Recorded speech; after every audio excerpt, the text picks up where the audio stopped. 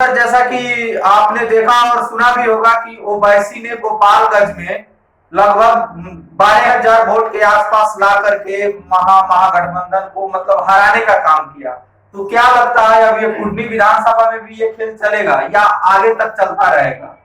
नहीं, तो आपको याद होगा कि उस वक्त हम लोगों ने जब चर्चा की थी तो यही बताया था कि ये डर जो है एक पैदा तो हो ही गया है महागठबंधन के लिए, खासकर नीतीश कुमार जी के लिए और तेजस्वी यादव के लिए, कि जिस तरह से 12,000 वोट ओवैसी के जो कैंडिडेट थे, एमआईएम के जो कैंडिडेट थे वहां पे उनको मिला, 8,000 वोट साधु यादव की पत्नी को मिला था, 20,000 वोट और जीत का अंतर 17,18 वोट का था।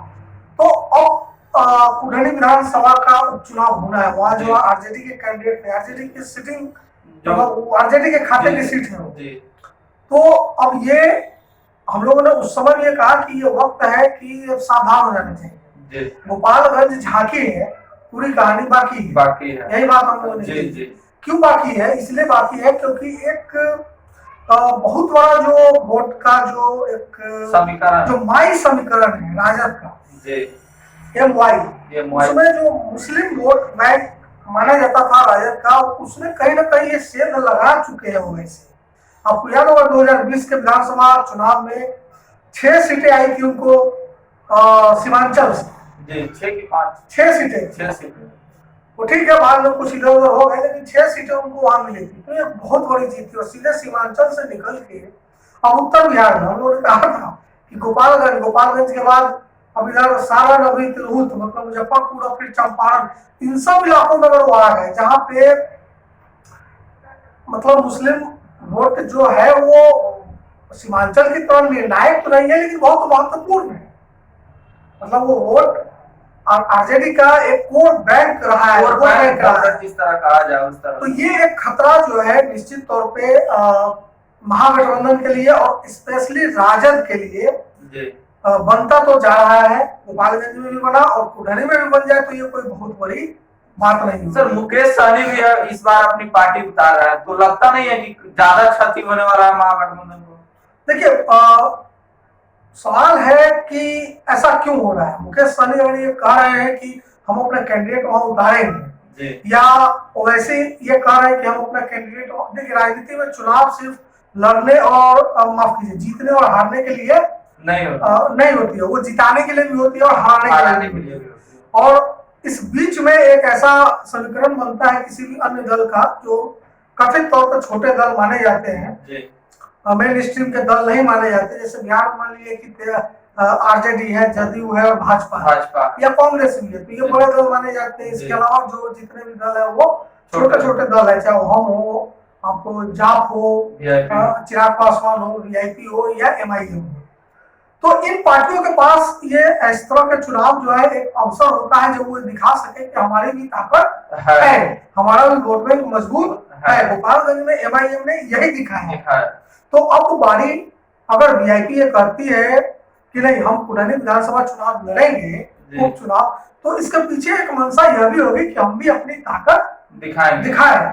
ताकत दिखाने का फायदा भी हो सकता है, फायदा ही होता है ज्यादातर, नुकसान तो कम ही होता है। फायदा ये होता है कि सामने जो बड़े दल है उनको सोचने पर मजबूर होना पड़ता है कि हम इनको इग्नोर नहीं कर सकते, साथ लेना ही पड़ेगा। नुकसान मतलब किसको लगता है? अगर ये नुकसान सिर्फ मुझे लगता है कि कुढ़नी विधानसभा उपचुनाव में नहीं होगा। अगर होगा तो अभी ये कहना बड़ा मुश्किल है कि वाकई नुकसान हो ही जाएगा और वो हरा ही देंगे, लेकिन एक संभावना तो है, जैसा गोपालगंज में हुआ। अब मोकामा जैसी स्थिति तो सब जगह है नहीं। तो इसका मतलब ये बात है कि इसका असर पूरे बिहार में होगा। और बिहार में जो नीतीश कुमार ने पिछले कुछ महीने में विपक्षी एकता की जो बात की थी राष्ट्रीय स्तर पर, जिसके बाद वो बहुत सारे नेताओं से मिले, बहुत सारे नेता बिहार आकर उनसे मिले, ये दिल्ली गए, दिल्ली में बहुत सारे नेताओं से ये मिले, सोनिया गांधी से इनकी मुलाकात हुई, लालू यादव के साथ जाकर ये मिले थे। तो ये चाहते हैं कि विपक्षी एकता हो 2024 के। लेकिन मैं कह रहा हूँ 2024 के ठीक बाद 2025 में अब 2024 के लिए एकता बनाने की बात करते हैं, अच्छी बात है। अब चाहते हैं कि हम मोदी को एक मजबूत चुनौती दे। तो इसके लिए आप अगर वीआईपी को या ओवैसी को या इस तरह की अन्य पार्टियों को किनारे करेंगे, उनको तवज्जो नहीं देंगे, तो फिर क्या होगा? लोकसभा के चुनाव में फिर ये पार्टियां या तो एनडीए के साथ जाएंगी या फिर अकेले लड़ेंगी। जीतेंगे नहीं तो कम से कम हराने का काम तो करेंगे। अब आप देखिए, भाजपा एनडीए जो एनडीए इस वक्त केंद्र में है, उसमें कई सारे दल हैं, बहुत सारे दल। आप देखेंगे उत्तर प्रदेश में कई ऐसे दल हैं, जैसे अपना दल है, राजभर की पार्टी थी, पीस पार्टी, तो बहुत सारे ऐसे दल हैं जिसके साथ एनडीए ने टाइम टू टाइम, ये ऐसी पार्टियां जो सिर्फ 1 या 2 जिलों तक सिमटी होती है।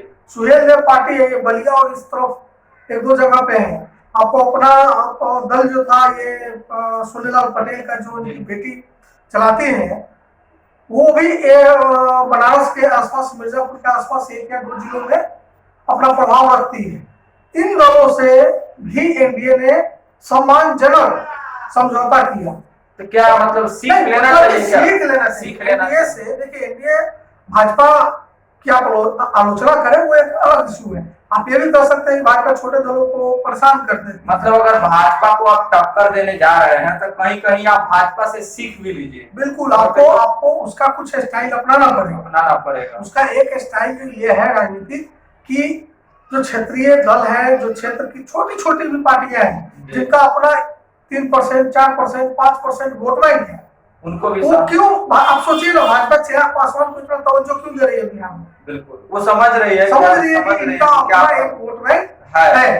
तो जब भाजपा ये काम कर सकती है, तो आप ओवैसी को या वीआईपी को एक स्पेशल मतलब ट्रीटमेंट क्यों नहीं दे सकते? हम को, जात को क्यों अलग छोड़े हुए? ऐसा तो नहीं कि पप्पू यादव, ठीक है, वो अपने अकेले चुनाव लड़के उस तरह का वोट इकट्ठा नहीं कर पाते हैं, लेकिन कुछ तो उनका असर होगा है। और अगर वो असर संयुक्त गठबंधन में, महागठबंधन में, विपक्षी एकता में मिलकर आता है, तो क्या बुराई, काफी मजबूत हो गई। इस लिहाज से मुझे लगता है कि बड़े दलों को थोड़ी उदारता दिखानी चाहिए। उनको ये कहना चाहिए कि ठीक है भाई, ये आइए, मतलब हम वीआईपी को सीट देते हैं और हम सब मिलकर लड़ते हैं चुनाव। आने वाले समय में जिस तरह ये ओवैसी ने अपना मतलब चलिए एक तरह से ये चालू कर दिया है कि हाँ गोपालगंज के बाद अब कुटनी में आ गए और लगातार ये लग रहा है कि सिलसिला जारी रहेगा, तो इसमें तेजस्वी यादव को खास करके क्या डिसीजन लेना चाहिए? इसमें सिर्फ तेजस्वी यादव को नहीं, बल्कि महागठबंधन के सभी नेताओं को, उसमें कांग्रेस भी है, कम्युनिस्ट पार्टियां भी, जो माले वगैरह है, इसमें नीतीश जी भी है, और फिर ये तेजस्वी जी भी, सब लोगों को मिलकर ये सोचना चाहिए कि अगर हम विपक्षी एकता की बात करते हैं सचमुच और इंटेंशन आपका ठीक है, तो आपको इन दलों को भी साथ लेना पड़ेगा। और इसमें वीआईपी मुझे लगता है कि पहले से भी वो भाजपा के अगेंस्ट, जब से उसके साथ धोखेबाजी हुई, 4 उसके विधायक जब से उसके टूटे 3, तो एक बदला लेने के मूड में बदले हमेशा है। तो उस चीज को महागठबंधन को भुलाना चाहिए।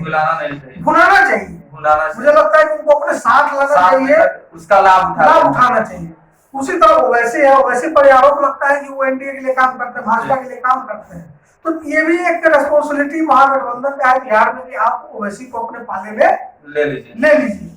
और अगर वो नहीं आते हैं, आप कोशिश कीजिए लेने की, अगर वो नहीं आते हैं तो आपको भी मौका मिलेगा ये खुलकर कहने का मतदाताओं के बीच कि ये सचमुच भाजपा के एजेंट है। हमने तो कोशिश की थी कि आपको विपक्षी एकता में आइए, लेकिन आप नहीं आए, तो वो एक्सपोज होंगे। तो कोई कहते ना कि मतलब नो स्टोन लेफ्ट अनटर्न, मतलब एक भी उपाय ऐसा नहीं छोड़ा जिससे जीत ना मिले। तो ये काम जो है, एक किलिंग इंस्टिंक्ट एक शब्द है जिसके साथ मतलब चुनावी लड़ाई लड़ी जाती है, जिसमें महारथी है भाजपा।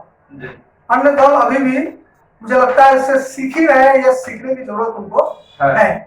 आपने जो भी देखा और सुना, इन सभी चीजों में यही चीज सामने निकल के आ रही है कि वास्तव में महागठबंधन को एनडीए से सीख लेनी चाहिए। जिस प्रकार एनडीए छोटे छोटे पार्टियों को तवज्जो देती है, उसी प्रकार महागठबंधन को भी छोटी छोटी पार्टियों को तवज्जो देना चाहिए, ताकि आने वाले समय में ये पूर्ण रूप से साबित कर सके कि हाँ, हम विपक्षी एकता की बात कर रहे थे और हम सचमुच विपक्षी एकता के साथ है भी। तो बहुत बहुत धन्यवाद, आप बने रहिए मेरे साथ। अगर आप मेरे फेसबुक पेज पे हैं तो लाइक कर दीजिए और मेरे यूट्यूब चैनल पे हैं तो हमको सब्सक्राइब कर लीजिए।